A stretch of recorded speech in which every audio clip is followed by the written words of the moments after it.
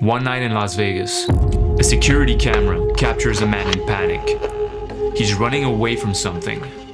He attempts to hide between two cars, but unfortunately for him, he picked the wrong house. The owner is none other than Sean Strickland. He loves violence. He's definitely a screw loose. The most aggressive striker in the middleweight divisions.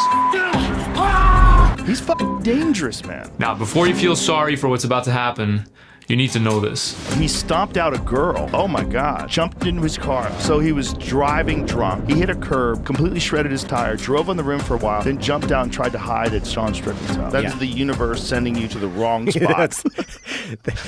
The man attempts to run away from Sean. By then, the security guy has also joined in. Sean catches up and makes sure this will be a night the drunk man will remember as one of the worst of his life. Solidifying Strickland as the most controversial man in the UFC. Everything I am, they hate. Everything I say, they hate. You can't bring Sean Strickland around any other human beings. It's like, dude, he's a fucking wild man, and he's like insanely racist and homophobic. Bro, I went through some traumatic shit. You're a neo-Nazi. That's not what you're talking about. So I think that's why people like me, because a lot of people are fucked up. But you've managed to go through being fucked up to becoming one of the best fighters in the world. Yeah. That's the hard path. Like I have, yeah, it's crazy, dude. I'm sorry, buddy. It's all good, dude. Sean's story is twofold. One, escaping a dangerous ideology. And two, surviving near death. A UFC fighter has been hospitalized earlier today after being involved in a near-fatal motorcycle accident. I was riding back from Kings and I got in an accident. It wasn't my fault, but I've been blacked out for a good minute. I just came to after surgery. Got hit by a car and destroyed my knee, tore my patella. I still have a torn quad, missing part of my kneecap. And I remember waking up, I started crying. I just seen like my dreams just drift away. That was one of the hardest things. It's gonna be a long road back, but I love fighting, you know, so I'll get back on the ball and make it happen. At that point in his life, fighting was the only thing that helped Sean escape absolute hell. I always joke about my childhood and I say I wouldn't relive it for $1 billion. When I think back, cannot recall one good memory. Not one good memory as a kid. So you cannot pay me to relive my life. We were like, you know, like the neighborhood, there's always that one white trash house everybody avoids. Like there's always cop cars in the front, windows broken. Like that was us. Both my parents worked. They made good money, but we were poor. We were poor because after the cigarettes, the bars, and the fast food, we're poor. I mean, like, I can't tell you, you'd find a piece of paper and you wrinkled up, you use that toilet paper. Christmas was good for about the first hour of it before the drinking started. I always joked that if you could dodge a beer bottle, you could dodge a punch. I wasn't taught how to be a man. I hated my dad. Worst thing about my dad, dude, is like when I was a kid, dude, he was like the monster, dude. He was like the boogeyman. Everything about him I hated. Yes. Everything about him I hated. Every night, dude, I would go to bed thinking like, oh, my mom's gonna die tonight, you know? Because I thought my dad was gonna kill my mom. So that's a lot of responsibility then you feel probably just to like take care of your mom. Oh, yeah. I used to sit there and just kind of like hug my mom's leg in the kitchen. To make sure she was all right? Yeah, I'd sleep under the bed, you know? I'd sleep by the door because I thought my dad was gonna kill my mom. So like, there's one night, dude, I went to go sleep in my mom's room. My dad's like, Dad, he's not sleeping in here tonight. He's not, like, kick him out. And I'm like, kid, like, I just don't feel good about this tonight. I don't feel good about it tonight. And so I like army crawl into the bed and I'm sleeping under the bed. And like fleas were just like jumping all over me. So my dad gets on top of my mom. Like said, tonight's night, you're gonna die. And I get out and the only thing I can see is a guitar. So I go and I grab the guitar and I just smack him in the head as hard as I can. And I grab the phone and I run out and I call the cops. And my mom, her dumbass, she put all them out of jail the next day. Oh my God. Like, so like I remember I was like in 3rd grade. I know I couldn't stay awake in school. My teacher took my desk away from me and she made me like stand up. And so I'm like, you being a little kid, I just went and fell asleep on the ground. And mind you, like the school system's like, oh, Sean, like he's just a bad kid. They don't realize I'm up till 3 o'clock in the morning. Right. So yeah, right. So I started ditching in like 2nd, 3rd grade. Got a teacher tell me in like 7th, 8th grade, you're the reason why they build prisons. Oh, Jesus Christ. You're a little kid. Imagine that. No, dude, but she nail on the head, dude. Like I was a shitbag, you know? Right. But shitbags can grow up and become actual men. I wouldn't say that he's uncoachable. As a coach, you have to adapt to certain individuals. Sean has that lone wolf mentality, that outlier mentality. And that's one of those things too, where like a lot of people with trauma, you self-isolate yourself because it feels good. Right. People make you feel outcast and they don't make you feel right. And so what you do is you listen to those thoughts and you stay alone. But on his road to recovery, Sean decides to surround himself with a team. You, by nature, have to be your biggest fan, and some days you're not. But when you surround yourself with people that believe in you, some days when you don't believe in yourself, I think that's what takes you over the edge, man. I was told by every doctor that I probably shouldn't fight again. Hey, you're still missing part of your kneecap. You still have a complete tear in your quad. The hardest thing was just kind of telling these doctors to shut up. Like, you don't know what I can or can't do. Once he kind of felt like we weren't going to abandon him, that he felt like he had a home, then you started seeing his leadership come out. Next time, go take his spot. One time, go! So for me, I gave Sean responsibilities. I need you to do this to make sure the team is doing this correctly. And what does that do to him? He feels a part of something and he takes that and runs with it. Then he started like helping the team more and helping the training partners more. Keep going.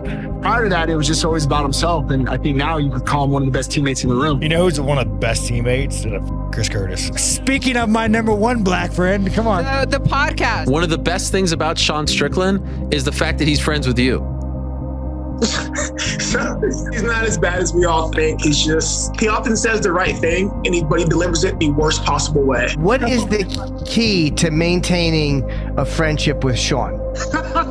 I tell people all the time, don't engage him. But had they met 12 years earlier, that interaction would have gone much differently. Who introduced you to neo-Nazism? Yeah, man, so much there. My grandfather, dude, he was like 6'4". He's a piece of shit. But at the time, I hated my dad so much. He's just what I latched onto. Super racist guy. Super racist, right? Did he like you at all, you think, though? No, he did. He did. But like, you're a kid with a piece of shit father and like, you just gravitate towards anything masculine. And like, this is a big old white racist redneck and I'm angry. So next thing I know, dude, I'm like. Right. You're just saying racist shit at the house. Yeah, exactly. So I started like gravitating towards like these racist, crazy, violent ideas. It's funny, like, you ever seen American History X? Yes.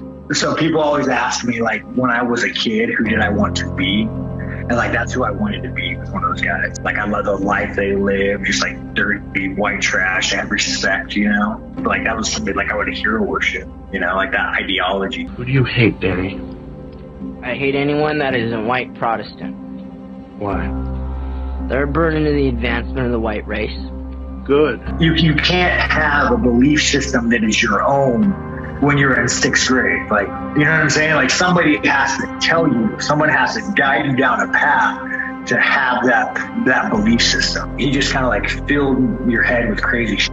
It felt so great to hate something, but it ruined my life. I go to 7th grade now, and here I am, like this little neo-Nazi. I remember I drew a swastika on my arm once. I'm in elementary school. I'm in 7th grade. Like, I don't know what that means. And the teacher took me outside and like berated me. Like, you're a piece of shit. At no point was he like, hey man, like, why is this like 12-year-old kid have a swastika on his arm? Right. I mean, I got kicked out of high school for hate crimes. Did you really? Yeah. I didn't graduate high school. I didn't graduate elementary school. What was the hate crime? There was a Jewish kid running for class president. And, I said, I said, like, Alaska needs another in power. I watched American History X once. I had racist, like. From your grandfather? Yeah, from, like, I just thought that was, like, I thought it was funny. So what is middle school do? They look at you and like, this guy is a piece of shit. We need to isolate him from the general populace. Because they're like, this kid's so dude, like, there's no hope. We want to get him out. I know he was a good kid, and it's a shame what he's been through, but that is dangerous. Dangerous in what way? Society doesn't help people who are done. They isolate you. They do well at saying, hey, this kid is going to be a problem. We just got to, like, he's like cancer. We just can't let him infect other people. Let's put him away. Mm-mm. And then you get older and you just go to jail. Same shit. Like, I showed like sociopathic tendencies, and at no point did anybody ever say, hey, Sean, to help you. I was on a f***ed up path. I used to blame everything and everyone. I didn't get no answers because I was asking the wrong questions. You have to ask the right question. Like what? Has anything you've done made your life better? After his fighting career was nearly taken from him after a motorcycle accident, Sean Strickland returns tonight. The Sean Strickland of 2018 was a very different person. Did you find yourself? Did you become more comfortable? So I came from being a white trash piece of shit. So it's like whenever I got in front of a camera, you look at your peers. You look at the guys at the time who were the champs, you know, and they carried themselves so well and they wore suits where you're like, man, I want to have money. I want to distance myself from who I was. So I really tried to fit that image, and I hated it, man. Every time I wore a suit, I feel like a. But you know, when you're out there and you're in real modes, I mean, I probably shouldn't say that. Excuse me, guys. I don't mean in disrespect. We'll bleed it. All right, we'll bleed it. Don't bleed it. You know, I felt like I didn't belong. I didn't feel like I didn't fit. And then after my motorcycle accident, honestly, it's way more freeing not to have to like try to fit the mold of a superstar. You know, it's like, it's way better. Way better. After his return, Sean wins 5 fights in a row. The middleweight division starts to fear him almost just as much as the media does. It's funny when you walk in, Sean, all of us sort of sit here like, oh, the roast is about to begin. Hi, Sean. Hello, how are you? Please be nice to me. I'm always nice. 12 seconds later. Bro, you're a journalist. You guys, your jobs are to be parasites. You don't have any insight. Nothing. You know, no offense, you guys. You do these headlines and, oh, Sean made fun of this, Sean made fun of that. Like, you just can't be like, hey, Sean had a good day, he met so-and-so. You got to be like, hey, Sean said something racist, he made fun of his co-main event. Like, that's how you guys get your views, man. Your world is not the real world. You know what I'm saying? This is my first press conference. You guys are a bunch of vicious bastards. Man, hearing the way you guys talk, I want to go down there and punch all you in the face. Sean gets a #1 contender fight against Alex Pereira. The winner of that fight will face the champion, Israel Adesanya, who also happened to be fighting on the same card. Sean, who's the best striker on stage? I mean, I would say me, but I mean, that man was the one that slept that man, so... I mean, what was it like, 2-0 against Izzy? What was it, 2-0? Did you watch the whole fight? No, I don't like Exactly, do your job next time. Oh man, I made the champion man with his fucking frosted tips and his little watch. Oh no! Okay, tell you what, if you win this fight, when we fight, I knock you out, I'm gonna do a TikTok dance over your grave. Oh, look at this grown man on TikTok. Maybe that's the problem, bro. And the this guy's a champion. Do something about it. You don't want this guy as a champion. Do something about it then. The winner of tonight's fight likely will lay claim to a middleweight championship opportunity. You know, we just don't know if he can wrestle or not. And I know we all wanted me to find out if he could wrestle, but my pride and egotistical I was like, you big scary Brazilian, I want to fight you. Wrestling, winning, the UFC belt, doing what I'm doing. I want to stay broken white trash my whole life. So here's what we're going to do. We're going to stand and kickbox.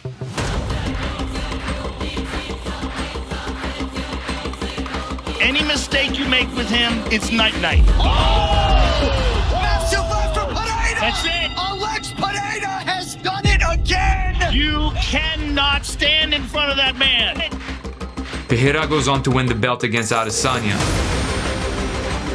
while Sean gets a chance to bounce back against Jared Cannonier. You're going to be one of the names who hasn't fought for a title in that division yet, so it would make sense that with a win over Jared, you're probably in that conversation, right? You know, and like, again, we all know that I'd have the best fight with Izzy. I don't have a lot of followers, though, so maybe the UFC looks at me and says, this guy doesn't have a big name, put him in the Apex, let him fight there. But Sean loses in a controversial split decision, and as he sinks lower into the rankings, a new contender takes over the division.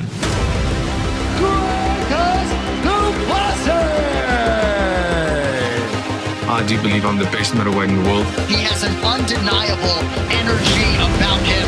Wow!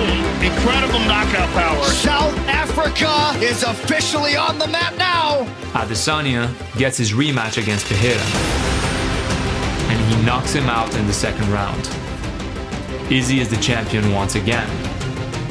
The new #1 contender fight becomes Robert Whittaker versus Dricus du Plessis.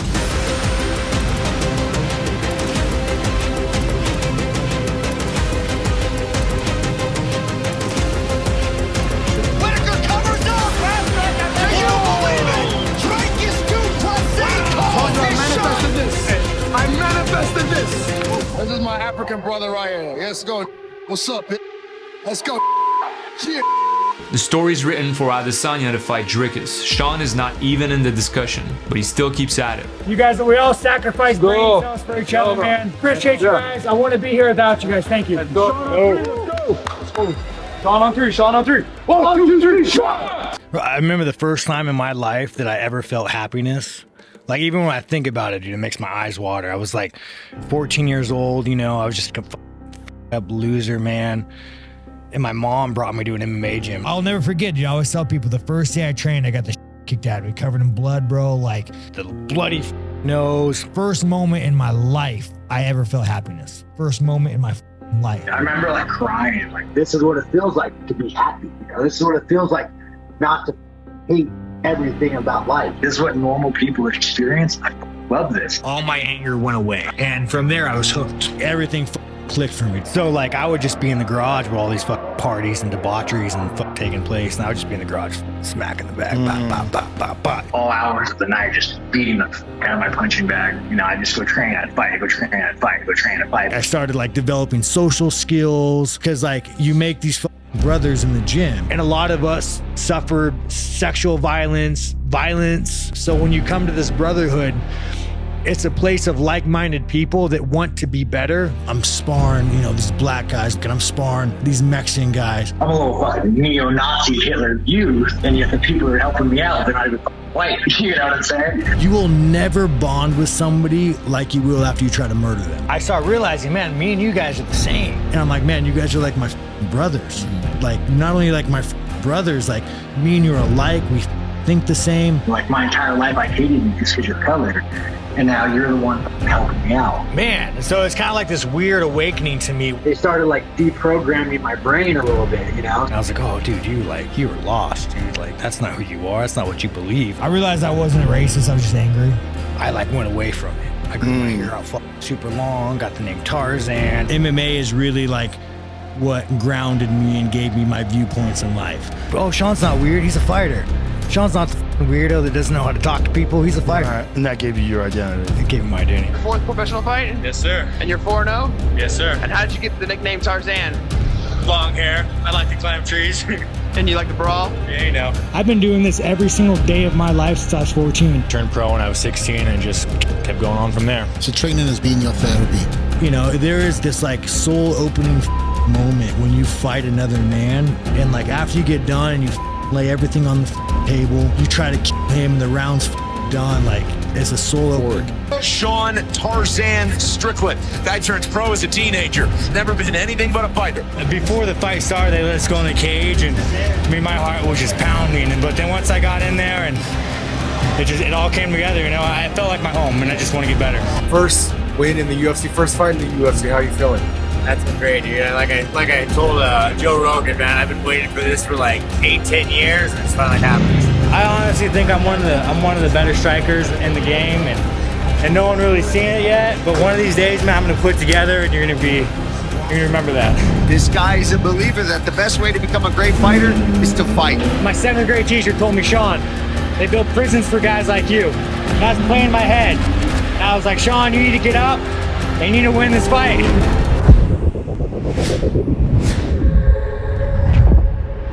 I'm like, are you sure Alex trains here? Hi, my friend.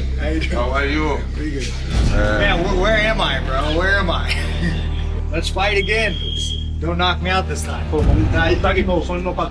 can still knock me out. Every human being has a breaking point. Our brain presets our breaking point for us. So when we're training and you feel like that little voice in your head that says, there's only 30 seconds on the clock, I don't need to get up. Every time you listen to that voice in your head, it takes your breaking point and it brings it lower, lower, lower. Every time you tell that voice to go fuck yourself, and you go a little bit past it, guess what? Now your brain is raising its breaking point. You always just want to keep that breaking point going higher, higher, higher, higher, higher. I always be the hardest working guy in the The way you fight with something else. Where do you fight from? You see people go through their life and it's boring, it sucks. Every day they wake up in routine, they go to the job, they sit by the pool, they grab a beer, they drink, and they're just waiting to die. I love what I do. It's scary, it sucks, man, but you're in there and it's like, it's meaningful. It's the only kind of meaning that we have in our life. It's real. Guys get hurt, guys can bleed. Like, it's something so primitive that, like, as much as I hate being in there, and I think it shortens my life because the mental mindset, man, like, it is the only time I feel like like I'm alive. It's the only time that I feel like I'm just not waiting to die when I'm in there fighting. Even though I hate it, it gives me purpose. Sean Strickland by knockout in round 2. That's his best performance yet. We've seen Izzy fight everybody. We've seen Izzy fight all the top guys.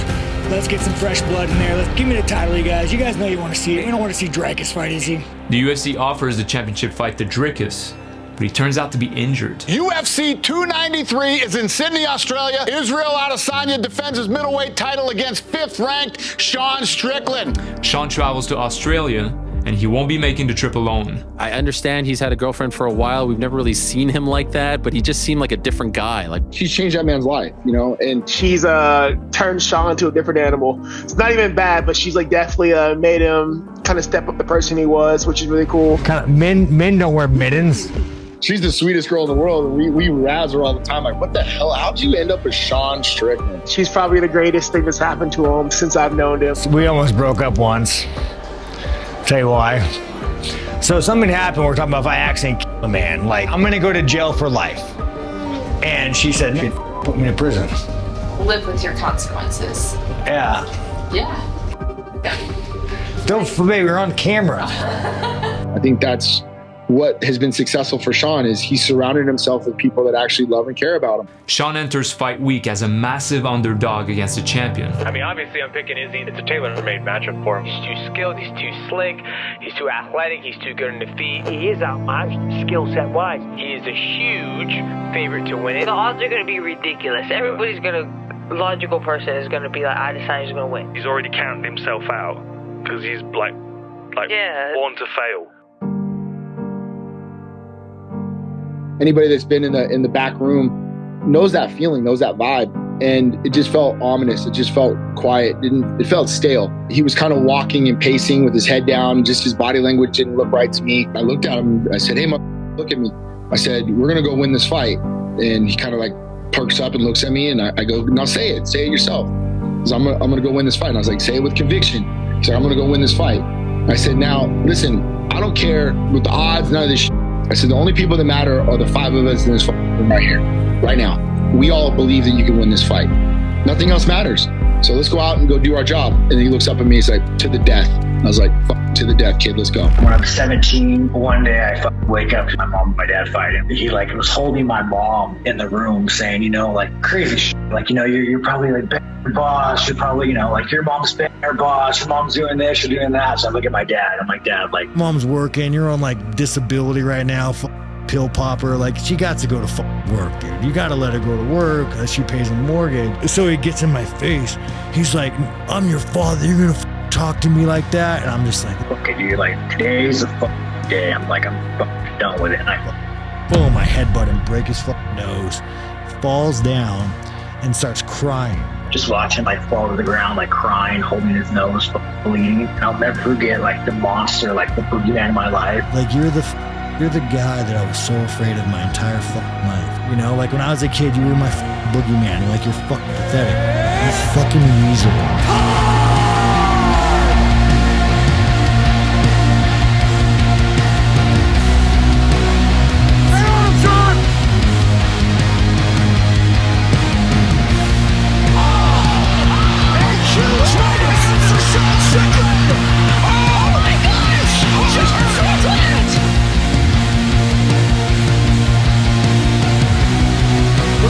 You can go 5 minutes with this guy, you're world champ. Let's go.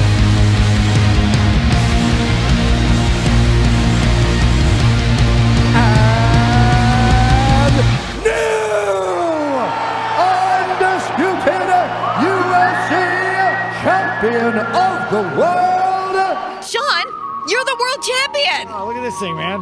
I found this laying around, you guys. I'm going to keep it for a little bit. Well, how do you prepare yourself for that? How do you work on not letting, 12 pounds of gold there, letting the moment be the only champion, I'm telling you, that would ever have done this. A brand new champion putting his belt on the floor. It really doesn't matter to you. It means absolutely nothing. I'll win, I'll lose. You'll win, you'll lose, man. As long as you guys are happy in your own life, this means absolutely nothing. Does the belt do anything at all for you? It's hidden in my closet and a pile of dirty clothes. But a certain South African would be coming for it. You are not world championship material. You won by fluke, and that's the one. I won by a point, bro. In your life. I walk through him while your bitch was icing a fucking ankle. Like I said, that's the height of your career. You will always remember that fight. Go f your coach, you Bro, why are you so angry? Bro, you think your dad beat the shit out of you? Your dad doesn't have shit on me. Every childhood memory you have is gonna come back when I'm in there with you. Every single one. The one where you lie in bed at night where your dad comes in and he beats the shit out of you. I will take your soul. You understand me? You put. Yeah, you laugh. You Yeah, oh, I got a nerve. I see I hit a nerve there. Yeah, you did hit a nerve, you Go ice your ankle, you coward. The day after that press conference, both fighters attend UFC 296 and are seated almost right next to each other. So what kind of an ass sits Strickland next to Duplessis? This ass. That's who. Whenever Dreykus goes on there and like he jokes about that shit, right? It's like, dude, you have no idea. Like, I remember when I stopped believing in God, man. Like, man, I'm done with this shit. Like, there can't be a God. It makes me sad. Yeah, it's fucked up, dude. No, it just makes me sad that a kid has to feel that way, you know? So, man. I'm sorry, buddy. That's all good, dude.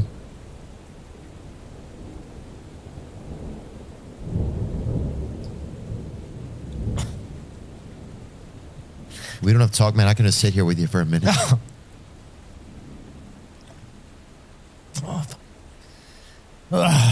Just take a sec. I can just sit here. We can just sit here. Nah, it's all good, dude. Just take a second. I just process it.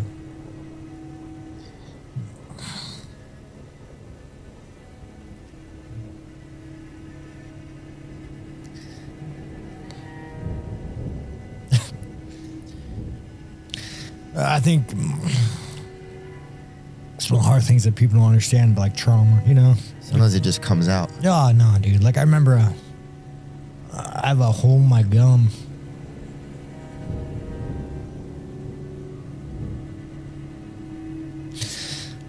Yeah, when I was a kid, I used to scratch my gum and I have a hole in my gum. You know, just from being nervous and stuff? Nah, just anxiety, you know? Because I'd have so much anxiety as a kid, and I would just scratch my gum until, like, just blood, you know? And, you know, you're in pre-elementary school, you don't know why you're doing it. Yeah. Yeah, dude, I remember being so scared when I was a kid. Like, I remember hearing that, like, animals, if an animal peed somewhere, another animal wouldn't come.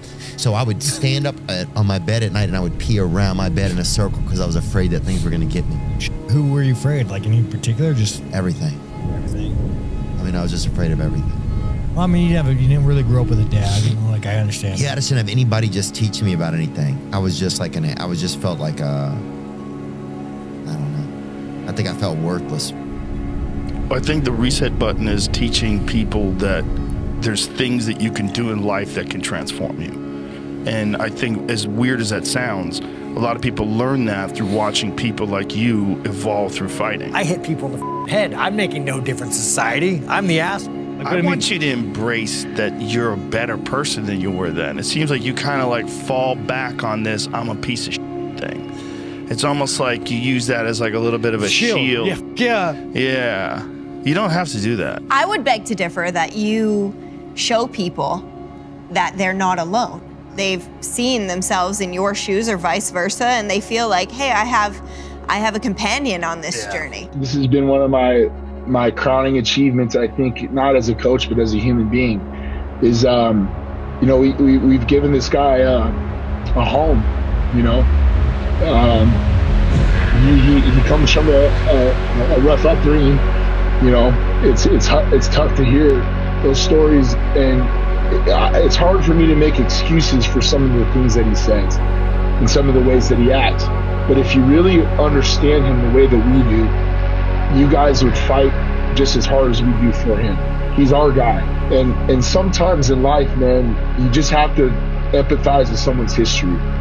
Now, I'm not telling you it makes it right. I'm not telling you what he says isn't you know, the right thing to say. He always talked about being this outlier, this lone wolf, this guy that didn't have a place to belong. I wanted to make him feel like he belonged to something bigger. I want you to listen to me. I want you to listen good. I need this round, okay? I need this round. Sean, look at me. Everything right now. We're fighting for that little kid inside of us, Sean.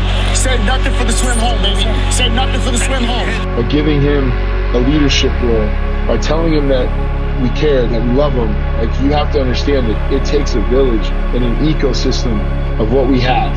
But what you've allowed him to feel in his heart has allowed us to be able to coach him better as a human being. I love you guys. You welcome me. I feel like you guys are my family. I told you I would bleed for you, and I bled for you, and I will do it any day of the week. Your home life, how you're living your life matters way more than any title you got.